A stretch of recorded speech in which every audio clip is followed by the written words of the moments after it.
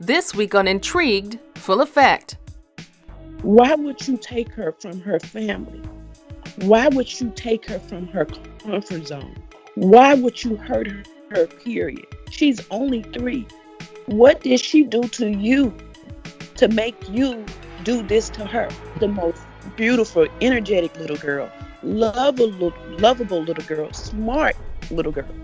Please give Zaela back. Please give Zaela back. I'm Chandrea Thomas, and welcome to episode 6. I sped up production on this bonus episode because of the urgency and the timeliness of the story and the case that I'm talking about. In this podcast, I talk about curious cases, disappearances, and other stuff. And today, I'm talking about my first curious case. It's about 3-year-old Zaela Walker, who was kidnapped and has been missing from North Las Vegas, Nevada since August of last year. I had an exclusive interview with her mother, Lakiya, who spoke out for the first time publicly about the case. I also had a chat with Zaela's maternal grandmother. To get a full scope of the story, I reached out to the father's side of the family, his attorney, and police about the case. I even requested a jailhouse interview with the father. This is a complicated and wild story filled with arrest, a 4-month-long road trip that stretched across the country, and at one point crossed over into Mexico. It actually took me a while to sort this all out, so let's get to it. This is what happened. It was Wednesday, August 15th, 2018 in North Las Vegas. According to Lakiya, 3-year-old Zaela was spending the day with her father, Ricky Beasley, at his home. That's because Lakiya was out that morning looking for a new job. Later that day, she came back and got into an argument with Ricky, who allegedly took Zaela inside of his home and wouldn't give her back. Lakiya hasn't seen her daughter since. So your daughter has been missing since August. Tell me exactly what happened and how are you in the situation that you're in today? When was the last time you saw your daughter? The last time I seen Zaela was on August 15th when I dropped her off to Ricky that morning. I had job interviews that week because I had just got back from Dallas. So he would watch her for me while I went to the job interviews. I dropped her off like I did the day before. I dropped her off with food, but I didn't bring enough food for her because I had a second interview in the afternoon. So we agreed that I'll bring some more food in between the interviews. And at the time when I came back, after the first interview, he had his other daughter, Harlan, and Zaela at the park. So I met him at the park. Me and him was talking while the girls played, and conversation just escalated. Me and him got into it. I tried to take Zaela. He didn't want me to take her. He threw the food that I had made for her. He threw that on me. He had ended up walking the girls back to his mom's house because it's like walking distance from his mom's house. So I had drove around to his mom's house and parked in front of his mom's house. And the last time I actually seen her was when he walked them inside. And then what happens at that point? You can't get into the house, or what happened? He wanted me to leave her like we originally planned, and I go to the interview. However, I just know just because how the situation at the park went, I just wanted to get her and just go ahead and go home. I was over even going to the second interview at that point. So that whole day I sat outside the front of his house. Lakiya says she called 311, the non-emergency police number, to find out how she could get her daughter back. So when you say 311, is that the police department? Is that like 911 or what is that? It's like a information. It's like non-emergency. A non-emergency call. So at any point, did you call the police on the situation, or why did you decide not to do that? I first called his brother's daughter mom, the one me and her are cool, and she's been through this situation with the brother before. So I had called her on the situation, and she told me that the police wouldn't come out. So she told me to call the 311 number, and they would tell me what I can do. So that's why I called the 311 number. After waiting outside of Ricky's home for a few hours, Lakiya says he came outside, jumped into her car, and took her to a park to have a conversation. He drove my car around to the park. Me and him got into it again. He was telling me to get from in front of his house. I'm disturbing the peace in front of his house or whatever. That Wednesday was the first time he took Zaela. First time he actually put his hands on me. All that was the first time. After the argument, she went back and parked outside of Ricky's home and stayed in her car overnight until Thursday morning. But still, no sign of Zaela. So let me ask you this: through all of this, and I'm sure people will ask this question, he's hitting you, he's done all these things. Why did you not call the police at that point? Because when it comes to Ricky, he has to. It's like he has to be the alpha male. I don't know. I don't really care for getting people in trouble. You know, I feel like it was even though, you know, with the altercations and all that, it was just I wanted to make it. I wanted to be peaceful with me getting her. I don't like all this drama. By Friday, Lakiya says Ricky told her that Zaela was in California with his relatives. He was saying that since my mom had her that month before, that he was going to keep her the same amount of time that my mom had her. Your understanding is that he's telling you Zayla's in California with relatives. That's your understanding, but yet he's still in North Las Vegas working in the city and state that you're in Nevada, and yet he's giving you indications that your daughter is in California with some other relatives. Me and Zayla's met the grandma. We used to see her almost every morning when we'll drop Ricky off at work and pick him up in the afternoon and everything. And she had been telling me also she wanted to spend time with Zaela and stuff. So that's why my first assumption was her. On August 22nd, exactly 7 days after Ricky allegedly took Zaela, Lakiya was on the road with him to California. So I had to ask, why did she decide to go? And she says she thought she was going to pick up Zaela and that they were rekindling their rocky relationship. So basically, you last saw your daughter on August the 15th. Within that next week, you've kind of reconciled with Ricky. Because it sounds like it's a very, very volatile back and forth relationship. Yeah. So within that week's time frame, you've decided that you and Ricky are getting along now, and you're going to take this road trip with him to California to where Zaela is supposed to be. Mm-hmm. Okay, so what happens on this road trip? The first part of the road trip, it was a lot of back and forth arguing, just because of like the history and everything. We initially started off for California because he said that she was in California. It was just some driving around. But they never made it to Zayla's supposed location. Instead, they made a cross-country detour. According to Lakiya, by August 23rd, Ricky said he wanted to go to New Jersey to take care of some warrants. Meanwhile, Lakiya's mother, Carla Richardson, says she reported her daughter missing because she couldn't reach her. By August 25th, Carla was able to track Lakiya's iPhone and found it at a nearby park. She also found Lakiya's car and IDs. At the time, Carla had no idea that her child had gone on a road trip with Ricky, but the discovery of the car and lack of communication caused her to file a missing persons report for Ricky, Lakiya, and Zaela. I got into her cell phone, and in her cell phone, there was proof that Ricky and Kia had been arguing all for a week, but and showing that Ricky wouldn't give Zaela back to Kia. And Kia was pleading for Ricky to give her Zaela.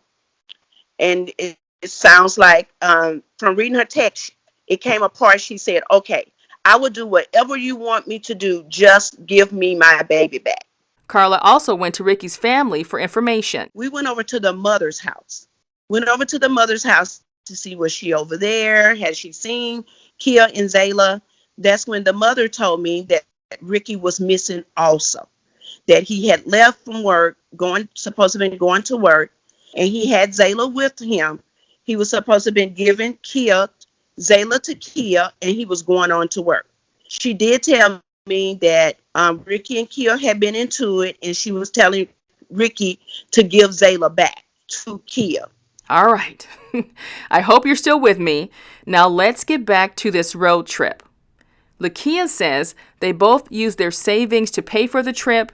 They slept at rest stops and they bought clothes at Walmart. And at one point, they stayed at a hotel in Chicago. I'm sure people are wondering this question. Did you go willingly? Were you afraid? Why did you take this road trip with him? Were you just in love with him and you just felt like you needed to do that? You know, I'm sure there's a lot of wonder as to how you in your mind how you were processing this whole trip all the way from California to New Jersey. At first, it was me getting on the road to get Zaela.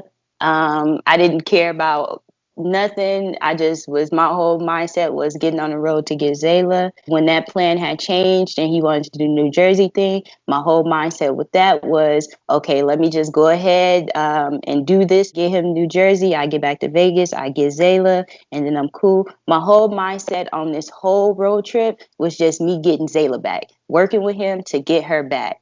I have strong feelings for him and everything like that. I don't think of him as a bad person. I feel like as of right now, his actions are bad.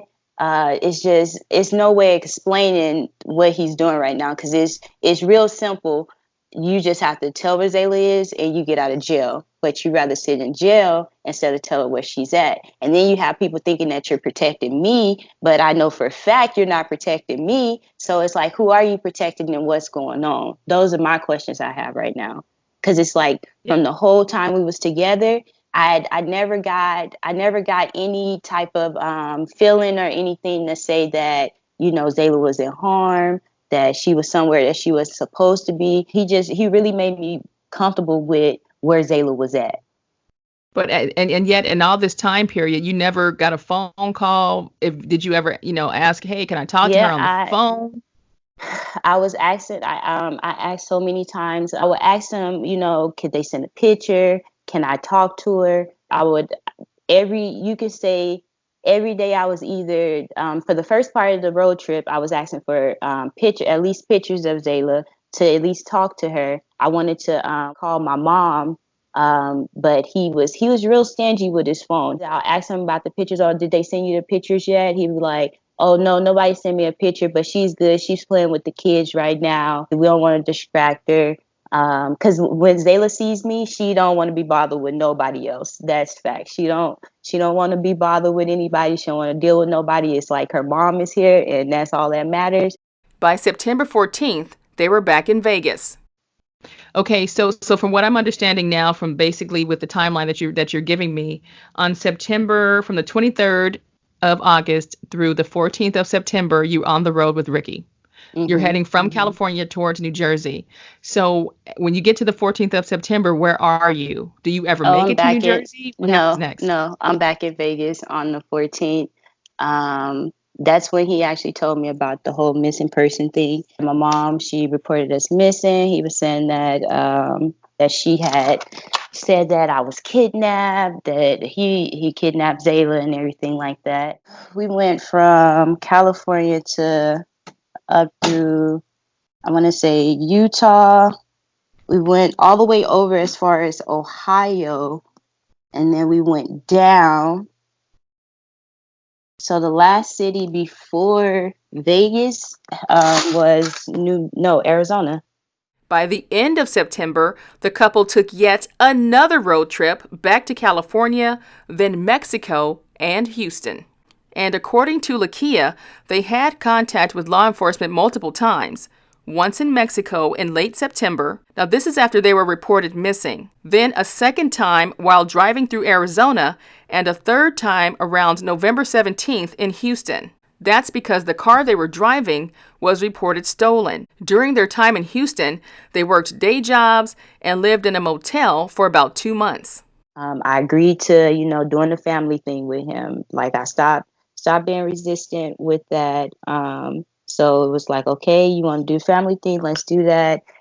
He wanted stability for Zayla. He wanted to make sure that we had a place that we can, take her to where she can have some stability, grow, and everything like that. Me and him work together. At what point do you leave Houston and things start to escalate from there? Okay, so the police had pulled us over when we were pulling into the motel. He said that he couldn't see the license plate. Said that the license plate was covered. I'm guessing the light that's supposed to shine on the license plate was out. I don't know, but he said he couldn't see the license plate. So he pulled us over. The officer was like, this car was reported stolen. He was like, whose car is this? Ricky's like, it's my mom's car. And he's like, your mom, no, you got this car? He's like, yeah. The couple eventually saved some money, left Texas, and headed home. They got back to Las Vegas on November 30th, and that's when the fourth and final contact with police happened. On December 1st, Ricky was arrested for kidnapping Zaela along with child abuse and neglect. How do you feel about Ricky now? I don't know. Throughout the whole trip, Lakiya says she didn't have her daughter and still thought that Zaela was visiting Ricky's family. She also said that her love for Ricky blinded her judgment. I want to understand this relationship you have or had with Ricky. It sounds like it was toxic, abusive at times, according to reports that I've seen too. I just want to know, where was your mind at in thinking that you were okay in that situation? Or did you feel like you were so in love with this man that you just kind of went along for the ride and hoped that everything would work out? I want to wrap my head around where your head was at that time. I just besides that, the times of the whole physical altercation, like the whole time on the road trip, Ricky was not mean. He was like extra nice. He wanted to hold hands. He wanted to open doors and stuff like that. Always make sure I eat and all that stuff, whatever. He was real like genuine, like the whole time of this whole road trip. Only thing I can say that for sure he was doing was lying and being very manipulative, but I didn't know that he was lying or being manipulative until I got back to Vegas. The whole road trip, I took it as maybe he do want to, actually, build a family with us and stuff like that. That's where his head is. That's what he's actually doing. Like, he's doing it. He's trying to show it. So that's what I thought. The dude was really genuine in what he was doing. So you get back to Nevada. Ricky gets arrested. You don't get arrested, but Ricky does. Yeah. Okay.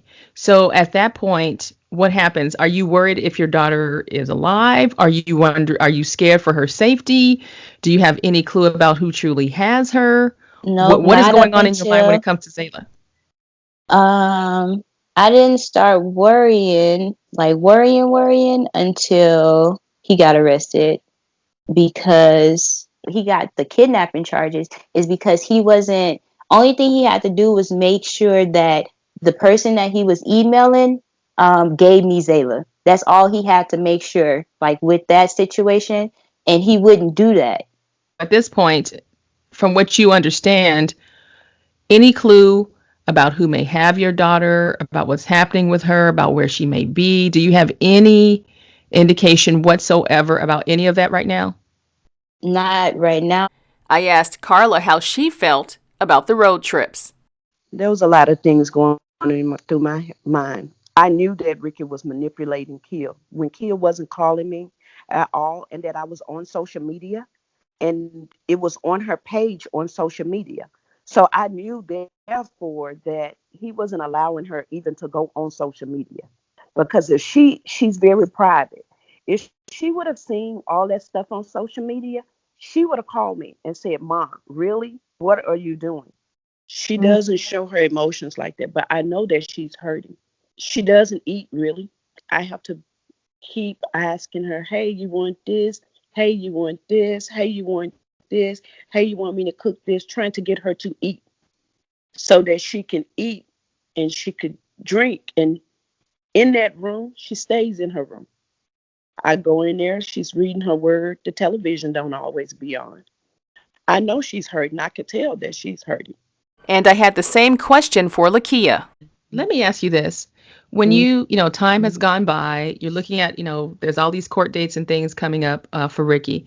When you stop and you take a step back and you examine and really look at everything that took place, this is wild stuff. Yeah. What do you think about everything that's happened? Like, really, when you stop and think about it, what goes through your mind when you reevaluate the whole situation? Do you feel like he was manipulating you and more controlling you? To the fullest, like to the fullest. He made sure that the people he was telling me Zaela was with was the people that I'm comfortable and that I know that she's comfortable around herself. He made sure that I stayed mad at my mom, so I wouldn't reach out to my mama at all. He made sure these things right here, so I wouldn't actually get any real information from anybody or any type of information from anybody but him. He made sure of that. The whole time I'm just thinking, I work with him, I get Zaela back, and I can go about my business. Was my whole mindset. From your perspective as Zayla's mom, I mean, how are you feeling now? Your daughter, you haven't seen her in a long time or Yeah. spoken to her. So where is your heart right now? How are you feeling about everything that you've, experienced recently? I feel less than, because it's like, it's different when you think she's with people that you know, and then to turn out that you have no idea where she's at all. Like, I don't feel like that'll feel good to any parent. I try not to with ill feelings, but it's like I feel like each day that I go without saying Zay, hatred just keeps coming in my heart towards Ricky, because it's like, why? I literally have not did anything to you at all. Been doing whatever he say, but why do you think that it's okay to actually take her from me, keep her from me? All right, so check this out.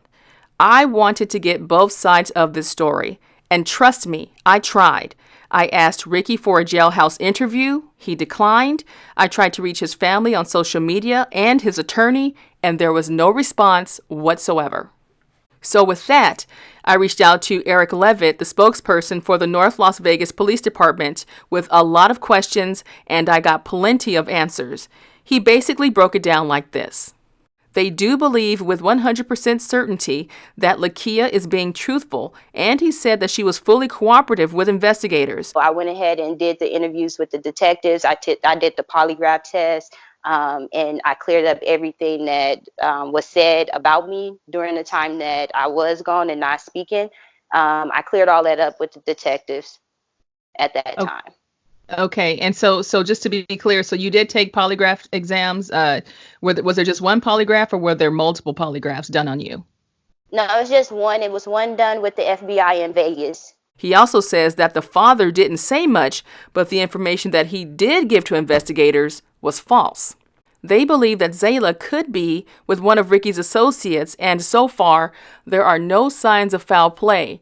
They're still hopeful that she's alive.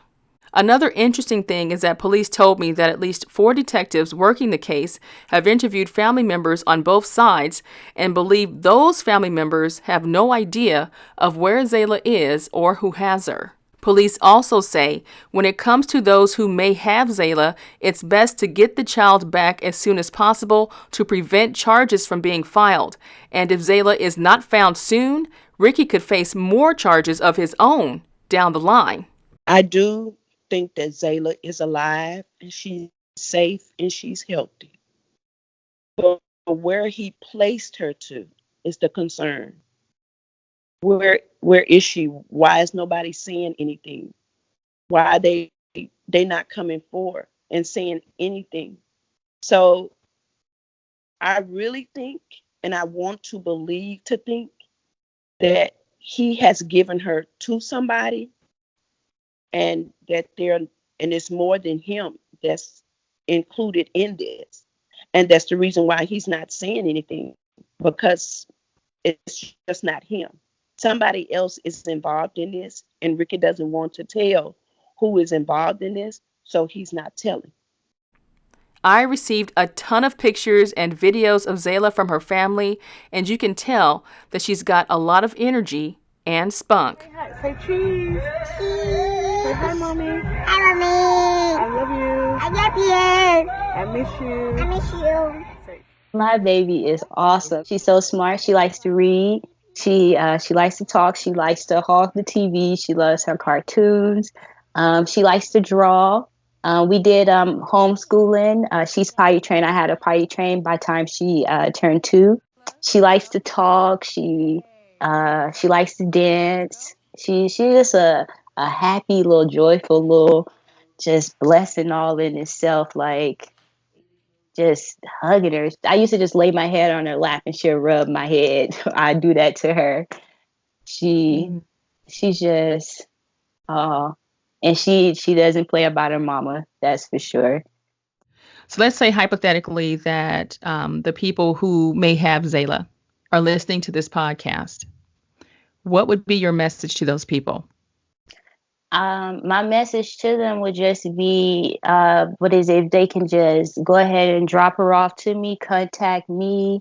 I'm literally not trying to get anybody in trouble. Ricky has to, I'm pretty sure that he doesn't want to get them in trouble. So if they can just reach out to me personally so I can get Zaela and clear up this situation, he can get out of jail. He can go on about his business and do whatever he wants to do. Nobody has to get in trouble. But if they can just reach out to me so I can get Zaela, then I'll love them for a lifetime. And what about Ricky? Because it looks like you haven't been able to have any contact with him. I mean, I'm guessing that he won't be able to hear the podcast, or who knows, maybe he can. But what would you say to Ricky at this point? Man, I would say Ricky Beasley. Just it's no reason for you to be sitting up in jail. First of all, you're telling all these lies to your family. You have people thinking that you protected me from something, and we know that's not for a fact. You have people making all these assumptions on about Zaela, and all this stuff just is not right. Like the logic behind it, none of it is right at all. Like none of this justifies like your actions at all. So I would really think that the smart thing for you to do is to make the arrangements, call whoever has her, make the arrangements for them to drop her back off to me, and you figure out that legal stuff on your own, because I feel like you'd have had opportunities to actually get out of this legal stuff, so you wouldn't be sitting around all on social media, news and stuff, looking like a monster. This opportunity, and then your family, they at first they were bashing both of us, and then when he got arrested, they just want to bash me, and that was they want justice for Ricky. I feel like while he was manipulating me, he made sure that his family was manipulating my mama.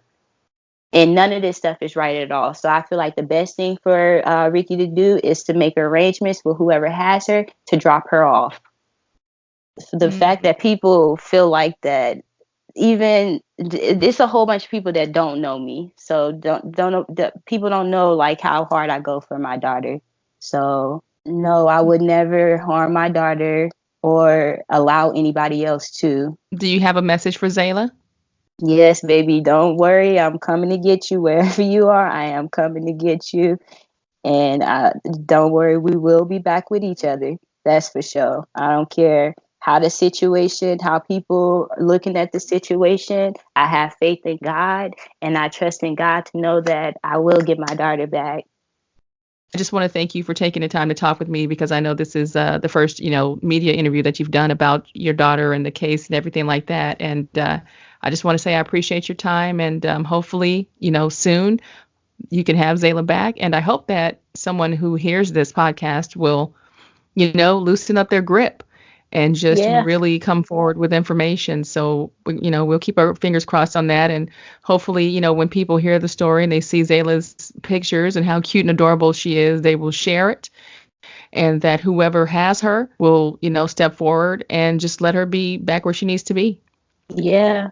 Yeah, because I know for a fact that's one thing that worries me the most, because I know she misses me. I know she misses, everybody she's used to.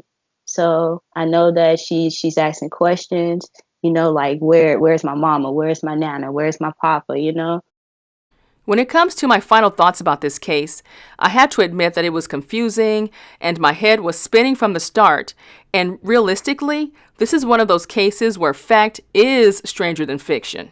I'm sure, like a lot of other people, I had questions about who, what, when, where, and why.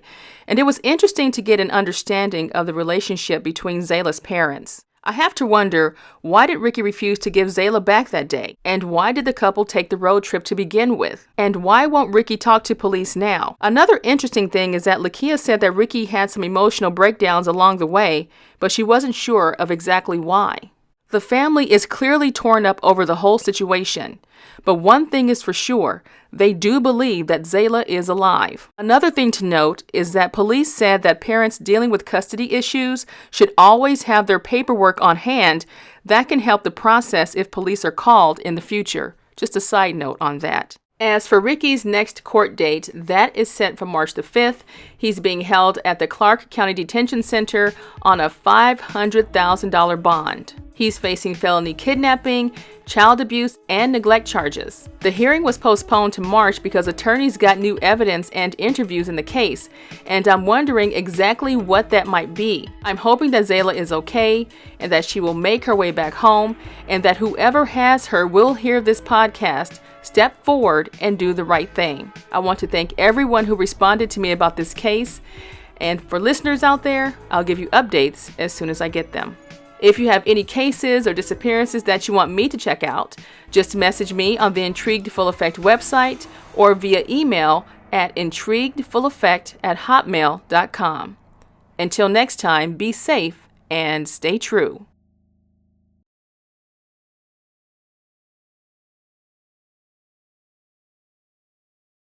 The views, information, or opinions expressed during the Intrigued Full Effect, Curious Cases, Disappearances, and Other Stuff podcast are solely those of the individuals involved and do not necessarily represent those of the host.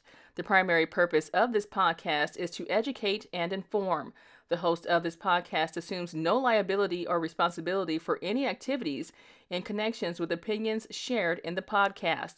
The podcast and blog associated with it shall not be used in any legal capacity or as a basis for expert testimony. No guarantee is given regarding the accuracy of any statements or opinions made on the podcast or blog. This podcast uses copyrighted materials that were fully authorized by the owner. Music by Pond 5.